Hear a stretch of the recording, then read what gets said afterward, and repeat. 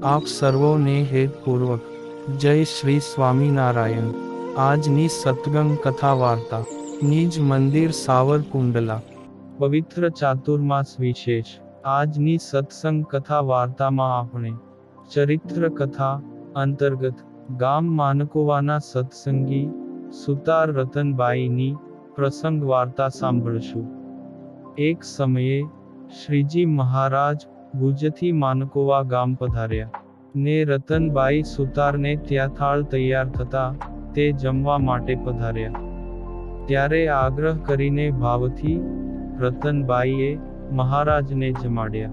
પછી રતનબાઈએ વિનંતી કરતા કહ્યું કે હે મહારાજ, આ નાથો વાત વાતમાં ભૂંડા બોલે છે ને ગામની રાવ પણ લાવે છે, વળી મારું તો મુદ્દલ માનતો નથી, તો આપ જરા દયા કરીને થોડા દિવસ સાથે લઈ જાઓ ને જો સુધરે તો સુધારો। ત્યાં જ થોડીવાર થઈ ત્યારે નાથો ઘેર આવ્યો, એટલે મહારાજે નાથાને પૂછ્યું કે એલા ક્યાં રખડતો હતો? ક્યાંય નહીં, હું તો નાગથળે તળાવમાં નહાવા ગયો હતો। આમ નાથાએ સ્પષ્ટતા કરતા કહ્યું, ઠીક લે, હવે તું જમી લે અને તારે અમારી વેળા આવવાનું છે તે ફાવશે ને?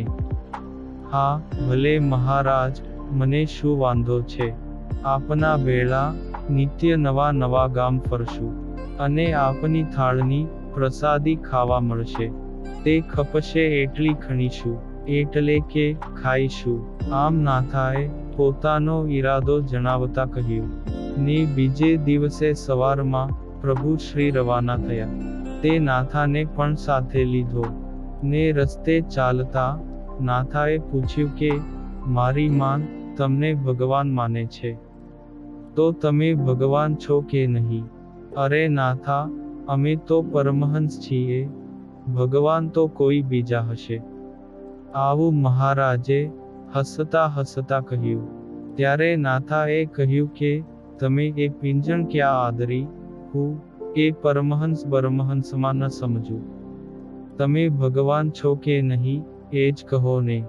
અરે નાથા, અમે તો સાધુ છીએ, પણ લોકો અમને ભગવાન કહે છે ખરા। આમ શ્રી પ્રભુએ હસતા હસતા સહજતાથી કહ્યું। ત્યારે નાથાને મનમાં થયું કે મારી માન કદી ખોટું તો ન બોલે, અને આ મહારાજ તો હા પાડતા નથી, આમાં મારે શું સમજવું? આવા વિચારમાં ને વિચારમાં તેઓ બંગડી ગામને પાદર આવી પહોંચ્યા ને સતીની ડેરીએ થોડી વાર વિશ્રાંતિ લીધી ને શ્રી પ્રભુએ નાથાને ઘોડીને પાણી પાવા માટે મોકલ્યો। તે નાથાએ ઘોડીને પાણીમાં ઉતારી ને સારા પાણીની લાલચે ઘોડી તો થોડી વધારે અંદર ગઈ, ત્યાં તો ઊંડું પાણી આવ્યું ને ઘોડીએ ડૂબકી મારી કે કોણ જાણે શું થયું, નાથાના તો હોશકોશ ઉડી ગયા ને નાથો પાણીમાં ડૂબવા લાગ્યો। ત્યારે દૂર ડેરીએ બેઠેલા શ્રી હરિએ તુરત જ હાથ લાંબો કરીને ઘોડી સહિત નાથાને પાણી બહાર કાઢીને બચાવી લીધો। ત્યારે નાથાએ પોતે ને ઘોડી એમ બેઉ ઉગરી ગયાના સંતોષ સાથે નવાઈ અનુભવી ને પોતાની માએ કહેલી રામાયણની કાગભૂષણની વાત યાદ આવી ગઈ।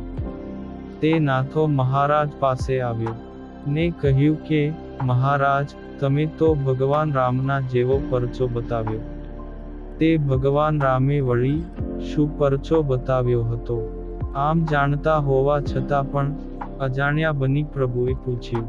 તે નાથો કહે જે અયોધ્યામાં બાળરામજીના હાથમાંથી કાગડા રૂપે આવીને કાગભૂષણડીએ રોટલો ઝૂંટવી લીધો ને આકાશમાં ભાગવા માંડ્યા, ત્યારે બાળ પ્રભુ શ્રી રામજીએ ત્યાંથી તેમની પાછળ હાથ લાંબો કરીને તેને ભય ઉપજાવ્યો ને ક્યાંય પણ સ્થિર થવા દીધો નહીં। તેમ તમે પણ અહીંથી લાંબો હાથ કરીને ઘોડી ને મને ઉગારી લીધા, માટે હવે તો હા પાડો કે હું ભગવાન છું। પણ તું જોને અમે તો એના એ જ સાધુ છીએ. તને બીજું કાંઈ દેખાય છે? આમ મહારાજે હસતા હસતા કહ્યું.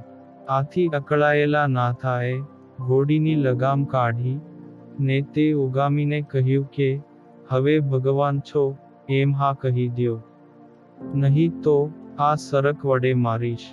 શ્રી પ્રભુએ હસતા કહ્યું કે તું જો ભગવાન માનતો હોય તો ભગવાન બસ. ત્યારે નાથો કહે છે જે હું તો કહું જ છું ને કે તમે ભગવાન છો, પણ તમે જ નહોતા માનતા ને મને ખોટું કહેતા હતા. જો પહેલેથી જ કહી દીધું હોત તો તમને શું વાંધો હતો? તે મારે આ 14મું રતન માર તમને દેખાડવું તો ન પડત ને. આમ નાથાએ ઘોડીની સરક હેઠી મેલતા નિર્દોષ ભાવે કહ્યું. ત્યારે મહારાજ કહે, નાથા, અમે તો તારી નિષ્ઠા જોવા માટે ના પાડતા હતા. ને તું તો નિષ્ઠામાં નકોર છે, પરંતુ બોલીમાં બરડ છો, માટે હવે ભૂંડી ભાષા બોલીશ નહીં. ને ત્યાર પછી તો પ્રભુ શ્રી હરિના અનુગ્રહે કરીને નાથો તો ભારે ભગત બની ગયો. તેનો સ્વભાવ પણ સુધરી ગયો. આ પાવન પ્રસંગ આજે સત્સંગ સાગરના મોતીમાંથી સાંભળ્યો. અને હવે પછીની કથા વાર્તા આપણે આગળના ભાગમાં સાંભળશું. અત્યારે આપ સર્વોને ભાવથી જય શ્રી સ્વામિનારાયણ.